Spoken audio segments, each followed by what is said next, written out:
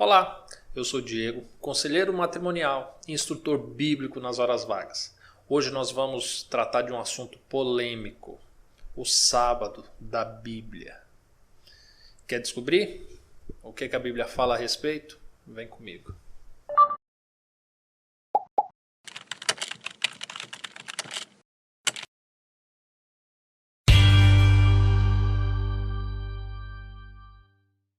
Há alguns dias eu fui muito questionado a respeito do sábado, porque algumas pessoas, ao assistirem alguns vídeos tratando de casamento, questões teológicas e tudo, viram que eu fazia algumas referências ao Antigo Testamento, aquilo que Moisés escreveu, algumas leis que Deus deu a ele. E aí algumas pessoas chegaram a indagar assim: Diego, mas se nós tivermos que considerar alguma coisa do Antigo Testamento, temos também que considerar o sábado. Outra pessoa disse assim: faça um vídeo falando sobre o sábado. E bem, eu vou fazer esse vídeo, já fiz na verdade, você está ou assistindo, mas eu já quero começar dizendo uma coisa para vocês. Existem assuntos que são pertinentes e que são tão arraigados em determinadas religiões que é praticamente você separar aquele assunto daquela religião. E em todo o tempo, no Manual do Casamento, aqui nesse canal, eu sempre fui imparcial a todas as religiões. Então, a respeito da religião católica, da religião espírita, dos protestantes, sempre prezei pelo que a Bíblia diz. E eu sei que em determinados assuntos, algumas religiões ficam desagradadas pelo que a Bíblia diz. E o sábado, hoje, ele é um desses assuntos arraigados em determinadas igrejas. Nós podemos dizer que todo o judaísmo ainda é arraigado no sábado. A igreja adventista do sétimo dia, batista do sétimo dia, os reformistas, adventistas da promessa, enfim, tem várias outras. Se você souber de outras igrejas que também são arraigadas no sábado, você deixa aí no comentário. Mas fato é que o meu compromisso aqui ao lidar com esse assunto, embora eu respeite todas essas religiões, todas essas igrejas, a minha responsabilidade aqui é o que diz a Bíblia, tá bom? Então, se você pertence a alguma dessas religiões que observa, que guarda, que reverencia o sábado, saiba que o meu compromisso não é com você, não é com a sua religião, mas é com o que a Bíblia diz, tá bom? Então, partindo desse pressuposto, que eu acho muito importante isso ficar bem esclarecido nesse vídeo, eu quero dizer para vocês o seguinte: a respeito do sábado, uma coisa me chama muita atenção. Quando você abre a Bíblia no livro de Gênesis, no capítulo 2, diz bem assim: assim, pois, foram acabados os céus e a terra e todo o seu exército. E havendo Deus terminado no sétimo dia a sua obra que fizera, descansou nesse dia de toda a sua obra que tinha feito. E abençoou Deus o sétimo dia e o santificou, porque nele descansou de toda a tua obra que como Criador fizera. O primeiro relato que nós temos acerca do sábado, ele está justamente no livro de Gênesis, assim que Deus termina a criação. Então Deus fez o primeiro dia, o segundo dia, o terceiro dia, fez os astros, fez a terra, fez o ser humano, fez os animais, fez tudo. E no sétimo dia, Deus fez algo especial. Porque aqui diz que no sétimo dia Deus então descansou, da tua obra que havia feito nos outros 6. E curiosamente, a gente não consegue imaginar Deus cansando, porque foi tudo feito tão somente pela palavra dele. Mas a gente entende que esse descansar é arremetido para o ser humano, por causa de 2 termos. Quando é dito que Deus abençoou o sétimo dia e Deus santificou o sétimo dia. Ou seja, quando Deus cria o sábado, ele coloca elementos que o ligam né, que liga o sábado, o ser humano, a Deus, que não existe nos outros dias, pois é um dia que foi abençoado por Deus e que foi santificado por Deus. E agora nós temos esse sábado que foi criado, né, que está aqui em Gênesis, antes do pecado, antes da criação da nação de Israel, antes do judaísmo, antes da lei de Moisés, antes de tudo, quando Deus criou tudo perfeito, o sábado foi uma das criações de Deus, com esse propósito de bênção e de santificação. Então, quando nós contestamos, ou quando algumas religiões tomam o sábado para si como um sinal exclusivo, é meu, é meu, é meu, não é bem assim que a Bíblia ensina.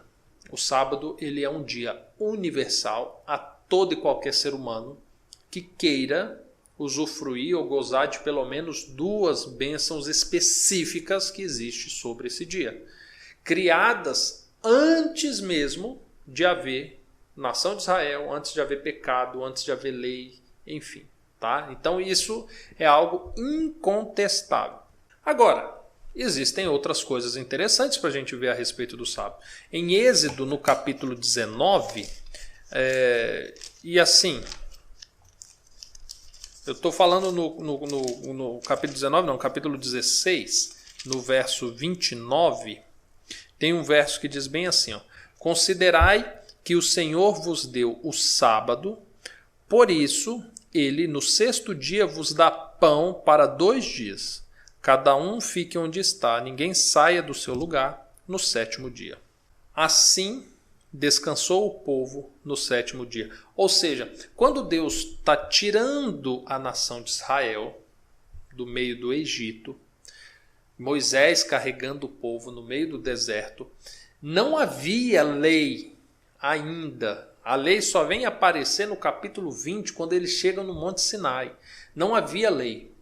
Mas já havia uma ordem de que quando chegasse o sábado, por ser um dia santo, o povo ele não sairia a colher maná.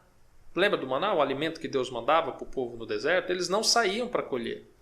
Então, na sexta-feira, Deus mandava a porção em dobro. E aí eles pegavam essa porção em dobro, né, comia daquele dia, e no sábado eles comiam a porção correspondente ao sábado. Então eles não precisavam sair para colher ao sábado, né? Não precisava ter esse esforço, o alimento estaria lá. Curiosamente, todo o maná que eles colhiam em dobro no domingo, na segunda, na terça, na quarta, qualquer dia, quando virava-se o dia, o maná embolorava, perdia. Mas da sexta para o sábado não. Olha, interessante isso, né? Agora, existe um texto famosíssimo que todos que defendem o sábado usam, que é justamente o sábado inserido nos 10 mandamentos. Eu não vou fazer a leitura desse verso, está lá em Êxodo 20. Se você quiser fazer a leitura depois, você pode ler a narrativa do sábado na condição de um dos mandamentos que Deus deixou a todo ser humano.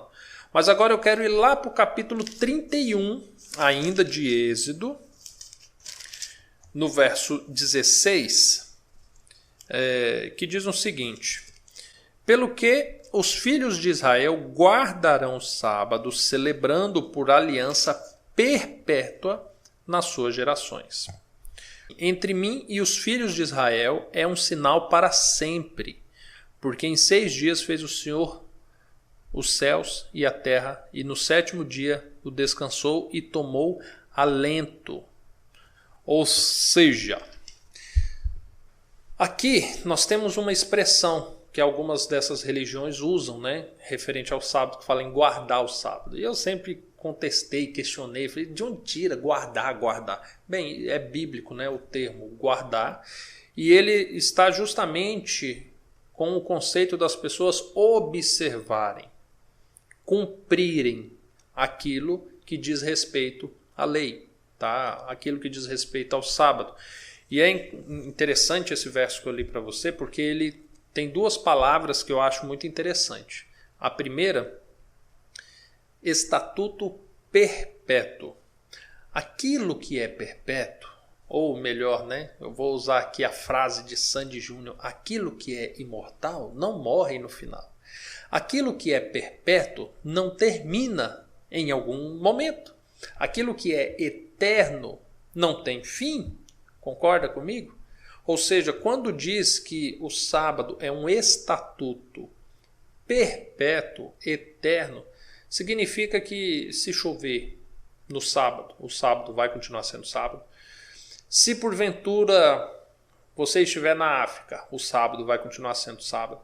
Se cessar a vida aqui na terra proveniente do pecado, o sábado vai continuar sendo sábado. Não à toa que Isaías faz a menção que lá na nova terra, de um sábado a outro sábado, nos achegaremos ao Senhor. Ou seja, isso deixa bem claro a eternidade desse dia que Deus criou. Outra coisa interessante nesse versinho que nós lemos agora é que fala de sinal. De sinal. Eu tenho, para mim, eu vou trazer uma experiência própria. Eu tenho comigo um sinal de quando Deus quer conversar comigo, que é Ele me acordar às 3:30 da madrugada.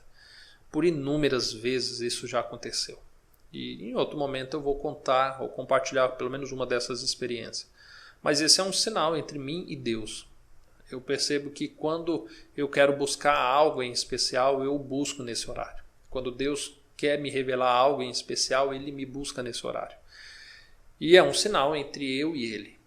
E o sábado foi incluso como um sinal entre Deus e o seu povo. Todo aquele que o chama no sábado possui um sinal especial. Não é um sinal de exclusividade, mas é um sinal de que nesse dia é mais fácil, vamos colocar assim, você encontrar o Senhor. Que nesse dia é mais fácil você obter uma bênção. Que nesse dia é mais fácil você obter uma consagração. Por tudo aquilo que o sábado representa. Existe uma outra passagem, agora mais para frente no livro de Isaías, no capítulo 58. Olha que interessante essa passagem. Isaías, no capítulo 58, no verso 13. Se desviares o pé de profanar o sábado e de cuidar dos teus próprios interesses no meu santo dia, e se chamares ao sábado um dia deleitoso e santo dia do Senhor, digno de honra, e os homens, não seguindo os teus caminhos, não pretendendo fazer a tua própria vontade, nem falando palavras vãs, então te deleitarás no Senhor. Eu te farei cavalgar sobre os altos da terra e te sustentarei com a herança de Jacó, o teu pai, porque a boca do Senhor o disse. Presta atenção. Acerca de que Deus instituiu o sábado, isso é tranquilo, né? Nós lemos lá em Gênesis. Acerca do sábado ser um dia eterno, ou seja, enquanto houver ser humano, haverá esse ciclo de dias, porque o tempo, só nós estamos submetidos a ele, Deus está acima do tempo. Ou seja, o sábado foi criado por causa do homem e não o homem por causa do sábado. Isso também já está tranquilo. O fato de haver bênçãos e uma santificação especial para o dia de sábado, eu já te mostrei que isso é bíblico. Agora, quando a gente fala em guardar, em o que fazer ou não fazer no sábado, é que é a questão. Presta atenção, eu não quero entrar nas discussões que os fariseus entraram com Jesus.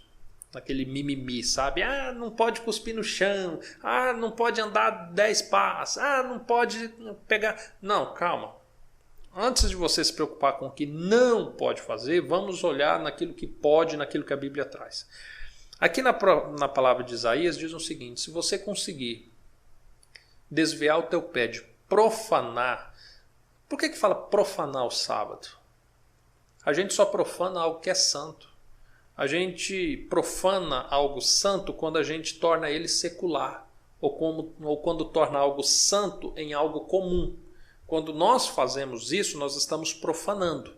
Por isso que Isaías fala assim, olha, se você desviar o teu pé de transformar algo santo em algo profano, né, de profanar o sábado, que é algo santo que Deus criou, e se você conseguir deleitar no Senhor nesse dia, ou seja, elevar os teus pensamentos, a tua mente, o teu coração, descansar a tua alma no Senhor, e chamar esse dia de um dia santo e santificado por Deus, Deus há de te santificar, Deus há de te abençoar, Deus há de fazer com que você cavalgue pelos altos montes da terra. Isso diz o Senhor. Então significa que se eu deixar de buscar os meus interesses, o que seriam os meus interesses?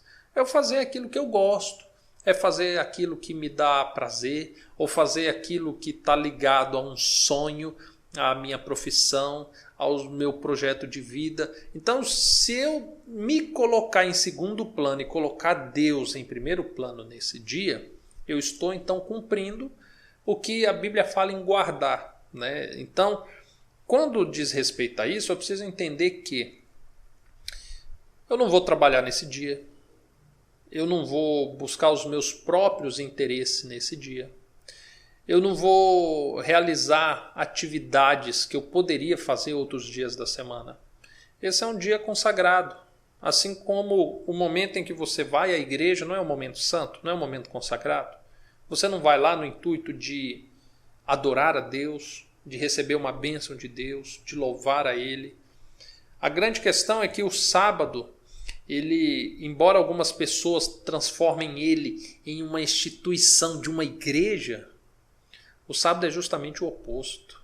O sábado é uma igreja universal, que Deus dispõe num lapso de tempo, de um dia, que qualquer ser humano pode encontrá-lo, independente de onde esteja, da crença que tenha, da fé que tenha, qualquer pessoa pode encontrá-lo. Está entendendo? Então, ao contrário do que alguns dizem que o sábado é algo exclusivo, muito o contrário disso, o sábado é inclusivo. Ele inclui todo e qualquer ser humano a Deus. Então, quando eu começo a viver dessa forma, eu estou atendendo a esses requisitos. Uma coisa interessante é que quando a gente olha tudo isso, a gente pensa assim, tá, Diego, mas peraí. A minha igreja não segue o sábado. Ou senão, você poderá dizer, Diego, a minha igreja segue o sábado, mas é totalmente o contrário. Como é que eu devo fazer? Eu vou seguir a minha igreja que talvez não segue o sábado, eu vou seguir a minha igreja que guarda o sábado da maneira errada, existe uma igreja certa para eu seguir? Deixa eu te falar uma coisa. Não é porque uma igreja guarda o sábado que ela está certa absolutamente em tudo, tá? O sábado em si, ele não é o resumo da salvação, ele não é o resumo da graça, ele não é o resumo... Não, o sábado é uma coisa, é um item, é um elemento que Deus criou para o ser humano a fim de se achegar a Ele, tá? A nossa salvação provém única e exclusivamente do nosso Senhor, que se rendeu lá naquela cruz, anos atrás, tá? É nisso. Então, Diego, a minha igreja não guarda o sábado, eu vou sair da minha igreja. Calma aí. Diego, eu conheci uma igreja que guarda o sábado, eu vou para lá. Pera lá, pode haver outros princípios bíblicos que essa igreja não observe, tão somente porque guarda o sábado você vai para lá? Ainda faltam 6 dias da semana que o teu caráter, os teus princípios, os teus valores precisam ser desenvolvidos. E pode ser que essa igreja não te ajude a isso. Então, se guarda o sábado, se observa o sábado ou não, deixa para lá, tá? Segura aí um pouquinho. Mas aí algumas pessoas me falam assim, Diego, como é que você faz na sua casa? Na sua casa. Já que você crê dessa forma, um pouco diferente das igrejas, o que você faz? Deixa eu te falar uma coisa.